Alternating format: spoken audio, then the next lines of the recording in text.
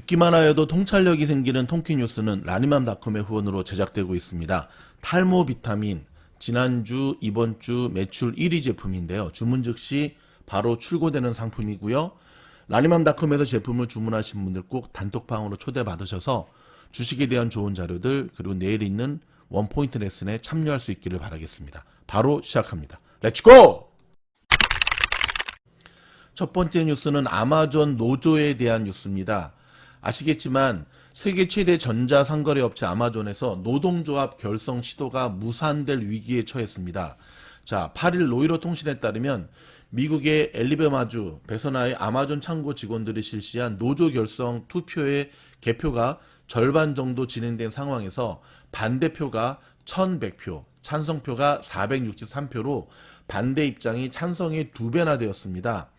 아마존 베서머 창고의 직원들은 낮은 임금과 신종 코로나 바이러스 감염증의 방역 조처 미흡 등의 불만을 제기하다가 결국 노조 설립을 추진했는데요.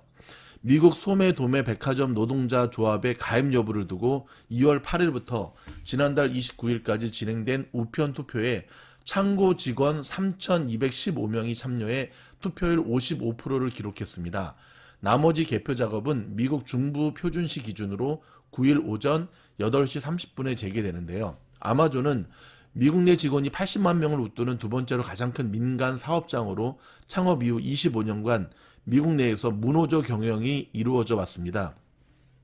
이에 따라 이번 노조 결성은 미국 노동운동에서 노조 가입들의 장기적 하락세를 되돌릴 대안으로 부상했다고 로이터 통신은 전했는데요. 조 바이든 대통령이 베서머 창고 직원들의 노조 설립 노력을 공개적으로 지지하는 등 이번 노조 결성 시도는 미국에서 화제가 됐는데 지금 분위기로는 어려워 보입니다. 미국 가상화폐 거래소들이 잇따른 상장 횡보에 나서고 있습니다.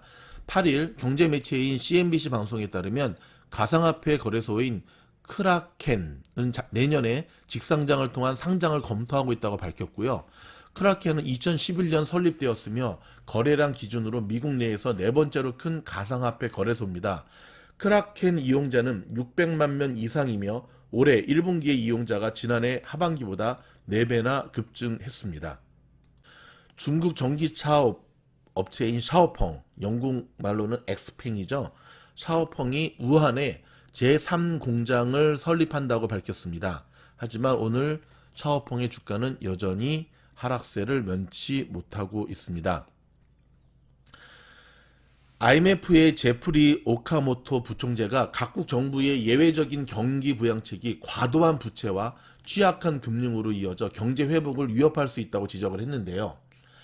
오카모토 부총재는 CNBC 방송에 출연해 코로나 사태에 벗어나기 위해 미국이 취한 경기 부양책을 칭찬하면서도 이런 조치가 중장기적으로는 세계 경제에 피해를 줄 수 있다며 이같이 말했습니다.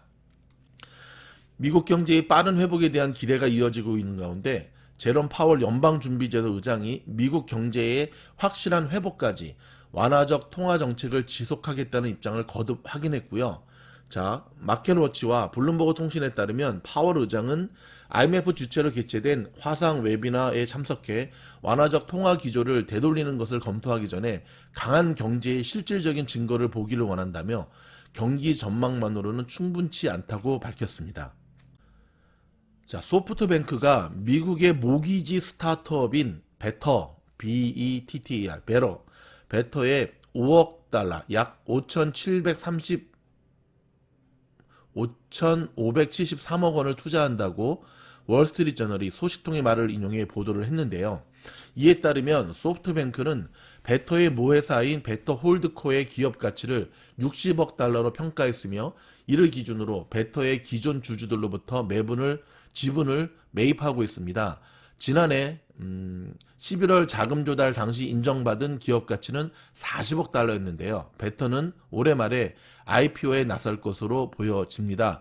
2014년 뉴욕에서 설립된 베터는 자체 웹사이트와 제2은행을 통한 주택 자금 융자 사업을 하고 있고요. 저금리로 인한 주택 구매와 채무 리파이낸싱 증가 영향으로 지난해 8억 달러가 넘는 매출을 기록했으며 올해 1분기에도 140억 달러의 대출 실적을 기록했습니다. 자, 미국의 로컬 소식으로 이어집니다. 먼저 동부 소식입니다. 바이든 대통령이 첫 총기 규제에 나선다라고 밝혔고요. 뉴욕시는 해변가 야외 수영장 개장을 앞당긴다고 발표를 했습니다. 뉴욕주는 요양원의 코로나 면책 특권을 폐지한다고 밝혔고요. 뉴욕시의 공립학교들은 만약에 코로나 검사 양성이 4건 이상 나오면 학교를 폐쇄한다는 입장을 발표했습니다. 뉴욕은 상원에서 100만 달러 이상의 소득세 인상안을 통과시켰습니다. 계속해서 부자들이나 여기에 해당하는 사람들이 뉴욕, 캘리포니아와 마찬가지로 좀 대도시들이 이 세금을 너무 과하게 물려가지고 이제는 여러분 인터넷만 되면 다 되는 회사 운영에 어려움이 없는 시대이기 때문에 굳이 캘리포니아와 뉴욕에 있을 이유가 없다라는 게 기업들이 갖고 있는 생각들입니다. 이런 상황들을 정치인들이 좀 알고 조정을 했으면 좋겠네요. 자, LA 쪽 소식입니다. 다음 주부터 단계적으로 문을 여는 LA 통합교육고 학생들이 개교 준비 한창인데요. 화요일엔 어린 초등학생부터 먼저 캠퍼스로 돌아오는데 환기장치 정비는 물론 소독, 청결 등에 집중하고 있습니다. 남가주에서 가장 빠른 속도로 추가 경제 재개방을 진행 중인 오렌지 카운티가 가장 낮은 옐로우 등급을 바라보고 있는데요. 이를 확진자 수 감소만 이어간다면 가장 빨리 이동할 수 있을 전망입니다. 좀 전에도 알려드렸지만 바이든 대통령은 총기 폭력을 줄이기 위해 이른바 고스트 총기의 확산을 저지하고 위험 인물의 총기를 일시 압수하는 레드 플렉 법안 등의 총기 규제 행정명령을 발동했습니다. 조금 후에 이제 알려드릴 또 끔찍한 참사가 일어났습니다. 한편 캘리포니아주에서도 총기와 탄약 등에 세금을 부과해 총기 폭력 예방 프로그램에 투입하는 방안을 추진하고 있는데요. 일부에서는 합법적인 총기 구매를 제한하는 위헌적인 시도라며 반발하고 있습니다. 해마다 고질적인 장기 산불로 큰 피해를 입었던 캘리포니아주가 올해 산불 시즌을 앞두고 피해를 줄이기 위한 산불 관리 자금으로 5억 3,600만 달러의 예산을 마련했습니다. 어제 발표된 지난주 신규 실업수당 청구 건수가 전주보다 다시 늘어난 것이 캘리포니아와 뉴욕주 등 민주당 우세 지역에서 크게 늘었고요. 반면 텍사스 등 공화당 지역에서는 급감한 것으로 대조를 보였습니다. 엘리자베스 2세 영국 여왕의 남편 필립 공이 오늘 아침 99세로 별세했습니다. 올 2월 감염증 치료를 위해 입원했다가 심장수술까지 받고 4주 만에 퇴원했지만 결국 고비를 넘기지 못했네요. 99세, 삼가 고인의 명복을 빕니다. 미국 정부가 글로벌 법인세 논의와 관련해 다국적 기업이 매출 발생국에 세금을 납부하는 방안을 추가로 제안했는데요. 글로벌 증세 부담이 커지며 삼성과 현대 등 한국의 대기업의 고민도 커지고 있습니다. 연방의회 조사국이 바이든 대통령 취임 이후 공개된 미일 관계 보고서에서 위안부 문제를 일본 군인들에게 성적 서비스를 제공하기에 강제로 동원된 여성이라며 비중 있게 조명했습니다. 자, 이번 선거에서 참패를 경험한 한국의 더불어민주당이 내년 대선 패배 위기감에 휩싸이면서 쇄신의 경랑 속으로 빠져들고 있습니다. 친문 비주류 간의 갈등까지 불거지면서 고민이 커지고 있는 상황입니다. 이른바 청와대 선거 개입 의혹 사건을 수사해온 검찰이 이진석 청와대 국정상황실장을 기소하면서 사실상 수사를 마무리했는데요. 그러나 임종석, 조국, 이광철 등은 모두 무혐의 처리되었습니다. 이란에 억류되었던 한국화학운반선 한국케미호와 선장이 95일 만에 석방됐습니다. 선장과 선원들의 건강은 양호하며 화물 등 선박의 제반 상황도 이상이 없어 무사히 출항했습니다. 최악의 경제난을 겪고 있는 북한 김정은이 이전보다 더 어려운 고난의 행군을 언급했습니다. 앞날에 많은 애로와 난관이 가로놓여 있으며 어디에 기대를 걸거나 바라볼 수도 없다고 밝혔습니다. 자, 좀 전에도 언급해드렸던 또 충격적 총격 사건이 일어났습니다. NFL 선수 출신의 총격으로 5명이 숨지는 사건이 발생했는데요. 자, 8일 AP통신 등에 따르면 사우스캐롤라이나 로킬의 한 주택에서 전날 총격이 발생해 어린이 2명 등 5명이 사망했다고 수사 당국이 밝혔습니다. 총상으로 숨진 희생자는 의사인 로버트 레슬리 박사와 부인 바버라 레슬리, 그들의 9살, 5살 손주들, 그리고 그 집에서 일하던 제임스 루이스입니다. 다른 한 명도 중상을 입고 치료 중이지만 신원은 알려지지 않았고요. 용의자는 전 NFL 선수인 필립 애덤스로 그는 범행 직후인 이날 새벽 스스로 목숨을 끊었다고 익명의 소식통이 전했습니다. 애덤스는 샌프란시스코 49어스, 애틀란타 팰컨 등 NFL의 여러 프로팀에서 활약했으며 발목 골절과 뇌진탕 등 많은 부상에 시달린 것으로 알려졌고요. 그는 레슬리 박사로부터 치료를 받아왔습니다.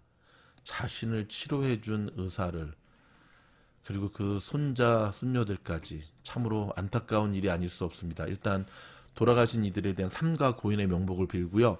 오늘 발표되었던 바이든 대통령의 총기 규제가 더욱더 탄력을 받을 것으로 보여집니다. 자, 백신이 가주 지역의 변이 바이러스에도 효과가 있는 것으로 나타났습니다. 자, 코로나 백신이 변종 바이러스에도 효과가 있다는 결과가 나오면서 사망률이 하락하는 보고가 나오고 있습니다. 상당히 희망적인 뉴스가 아닐 수 없습니다. 많은 분들이 들으면 조금 씁쓸한 뉴스 한 가지 전해드릴까요? 여성 명품, 여성도 아니라 남성도 있죠. 명품 회사 에르메스 아시죠? 한국말로는 에르메스, 영어로는 헐메스. 프랑스 명품 에르메스가 지난해 한국에서 무려 4,200억 원에 가까운 매출을 기록한 것으로 나타났고요. 영업이익은 1,300억 원대입니다.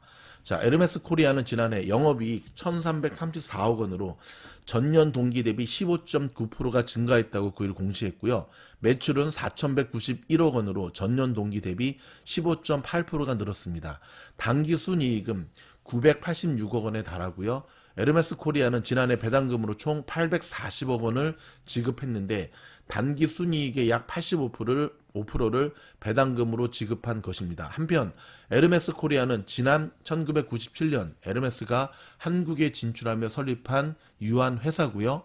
그동안 공시 대상이 아니었지만 지난해 11월부터 매출액 500억 원 이상 유한 회사도 감사 보고서를 제출해야 한다는 내용이 담긴 외부 감사법 제정안이 시행되면서 올해 첫 실적을 공개했습니다. 야, 뭐 코로나로 인한 불경기, 서민들은 죽어나지만 명품족들은 살만 나는 것 같습니다. 씁쓸합니다. 마지막 소식은 세계적인 거장으로 우뚝 선 봉준호 감독이 최근 만연하는 아시아 혐오 범죄에 대해 언급한 기사입니다. 봉 감독은 미국이 아닌 멀리 떨어진 곳에 있는 사람인 나는 아웃사이더 입장이지만 인류의 한 사람으로서 아시아계를 향한 미국인들의 증오 범죄와 BLM 운동을 바라보는 건 상당히 두려운 일이다. 지금 이런 분위기 속에서 영화 산업이 무엇을 할 수 있는지에 대한 생각을 많이 한다. 영화를 만드는데 많은 시간과 비용이 소용이 들어가기 때문에 현재 사회에서 일어난 문제를 신속하게 영화에 다루는 것은 쉽지 않은 일이다 하면서, 하지만 아이러니하게도 난 창작자들과 영화 제작자들이 이런 문제를 다루는 것에 대해 더욱 대담해야 하며 그런 이슈를 정면으로 다루는 것에 대해 두려워해서는 안 된다고 생각한다 라고 밝혔습니다. 그리고는 1989년작인 스파이크 리 감독의 영화 똑바로 살아라를 언급, 최근 영화 똑바로 살아라에 대해서 생각을 하고 있다고 전했는데요. 똑바로 살아라는 미국 내 인종차별을 다룬 명화로 브루클린 흑인들과 이탈리아인들 충돌하는 내용을 그린 작품으로요. 본 감독은 이 작품은 창작자와 예술가들이 사회 문제와 맞서기 위해 할 수 있는 역할을 잘 보여주는 예시가 되는 작품이라면서 꼭 사회에서 어떤 일이 일어날지 예측하는 것이 아니라 자신들이 가진 통찰력을 통해 나중에 폭발할 수 있는 사회 표면 아래에 들끓고 있는 문제에 대해 묘사할 수 있는 것이다 라고 설명을 했습니다. 그러면서 영화 기생충이 자신에게 있어서 그런 접근 방법을 취했던 작품이라면서 기생충은 우리 사회의 빈부를 이야기한다. 그것은 현대사회에서 가난하거나 부유한 것은 무엇을 의미하는가 라는 질문에서 시작됐다. 창작자와 예술가로서 자신이 살아가는 날들을 통해 우리 사회의 본질과 중심적인 질문들을 꿰뚫어보고 작품을 통해 그 질문에 대한 나름의 답변을 해야 한다고 덧붙여 설명을 했습니다. 21세의 백인 남성이 한국계 4명을 포함한 아시아계 여성 6명과 백인 2명을 총으로 살해한 일명 애틀란타 사건을 포함해 최근 미국 내에서 아시안 혐오 범죄가 급증하고 있는데요. 이후 온라인상에서는 아시겠지만 스탑, 아시안 헤이트 해시태그를 중심으로 아시안을 향한 인종차별에 반대하는 운동이 일어나고 있습니다. 샌드라오, 데니얼 데김, 스티븐 연, 존조, 켄정, 시물이나 라나 콘도 등 할리우드에서 활동하고 있는 아시아계 스타들도 아시안 혐오 범죄를 근절하기 위해 목소리를 높이고 있습니다. 여러분, 오늘 똑바로 살아라 라고 하는 스파이크 리 감독의 영화 한번 주말에 꼭 보시기를 권해드리겠습니다. 이상 저희가 준비한 뉴스는 여기까지입니다. 여러분, 저희 영상이 도움이 되었다고 한다면 좋아요, 구독, 알림 눌러주시고요. 특별히 미국에 계시는 여성분들 호루라기를 꼭 지참하시기 바랍니다. 호루라기. 그래서 위급 상황 때 꼭 이용하시기 바라겠습니다. 그럼 오늘도 무탈하시길 바라며 다음 영상 때 뵙겠습니다. 감사합니다.